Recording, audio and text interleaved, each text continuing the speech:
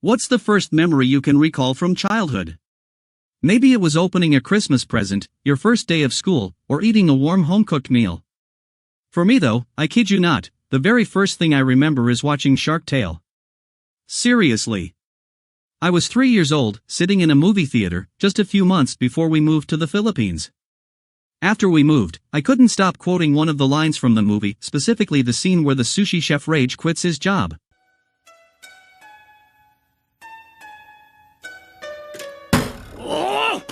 Anyway, here's what I think about Shark Tale.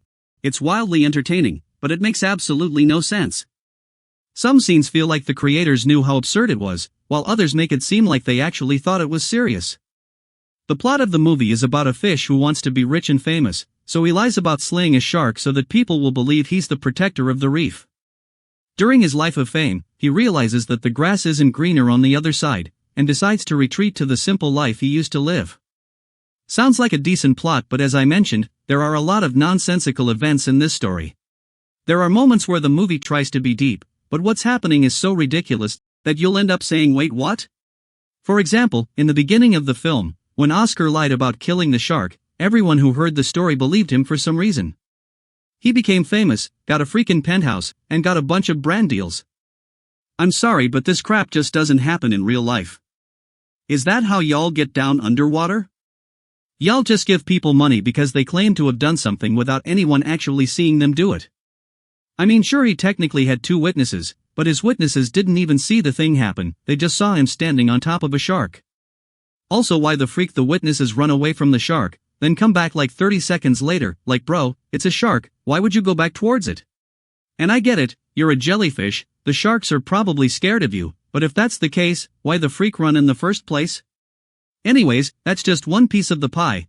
The second is the ending scene. This man Oscar asked the Godfather shark if they're cool. Godfather shark responds, yes, we're cool, meaning sharks will no longer eat fish anymore, which is dumb because then sharks will have to start eating all the shrimp, and if all the shrimp are gone, then there will be less food for the whales, leaving them to only eat krill and whatever else the freak they eat. With no krill, sharks will also have significantly less choices to eat. So this new stupid policy will eventually wipe out shrimp, krill, whales, and sharks in the South Side Reef area. But furthermore, this will also lead to an overpopulation of fish, which will lead to a mass fish starvation problem. Meaning, Oscar really broke the entire South Side Reef single-handedly.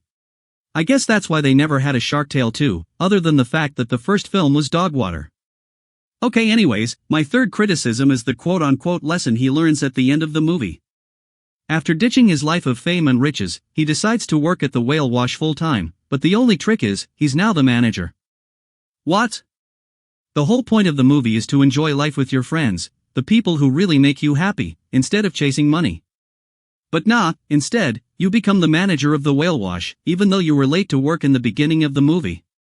This dude really walked in and asked, is it lunchtime yet, and you made this man your manager. I'm telling you, the sea creatures in this film have a horrendous system of democracy. Okay, those are my main problems with the movie, now here are some pet peeves I have. 1. Why the freak y'all got tears underwater? What are you wiping? This is SpongeBob all over again. 2. Some of these creatures ugly as freak, like look at this man. There are so many nasty looking citizens. Freak is that? And that? I'm telling you, the animators got lazy as buns for some of these scenes. Freakin' animators strike. 3. How the fudge you make coffee underwater? You really boiled water underwater. Then somehow poured in the cream, then added the coffee mix. And mixed it. The fudge? And how did you even pour it in the kettle?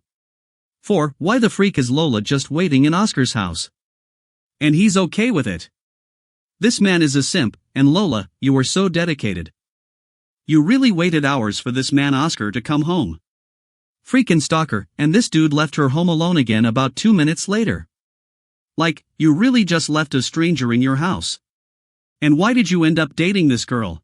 She literally told you that deep down she's really superficial. And she also cheated on you, in your house. How did you not even see that? You just swam right by them and ignored it. Also, how the fudge are you gonna cheat on someone at their party? You didn't think anyone would notice? It's publicly known that you're dating Oscar. It's even in the freaking newspaper, and you go to his house and cheat on him. Also, the guy fish is pretty bold for that too.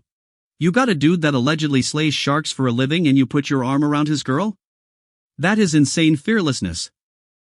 Okay, those were my pet peeves. Now I'm going to discuss the positives.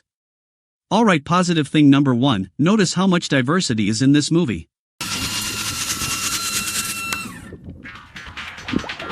Thank you for coming to Whale Wash.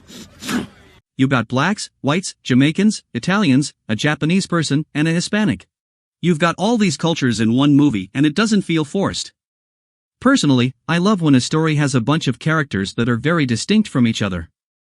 2. Notice how good the transitions are. Sorry, kid. It's nothing personal. It's just business. Don't worry. No, I'm sorry. Mr. Sykes is at a meeting right now. Won't be back till later. The transitions in this movie flow so easily. She literally answered a question on the phone about someone, then the next scene fades to the location of where that actual person is. But it's done so smoothly.